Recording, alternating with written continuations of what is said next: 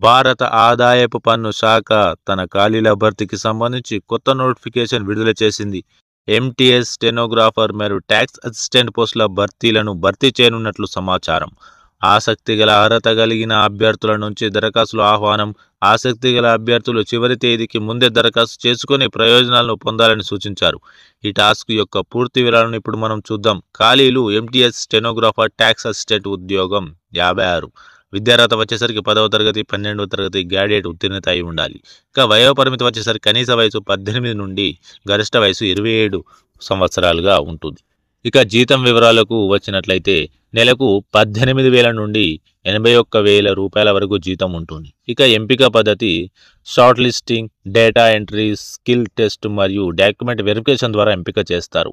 ఇక ఎలా దరఖాస్తు చేయాలంటే అర్హత గల అభ్యర్థులు అధికారిక వెబ్సైట్ నుండి దరఖాస్తు ఫారంను పొంది నింపి 5/4 నెల 2025 లోపు ఆన్లైన్లో దరఖాస్తు చేసుకోవాలి.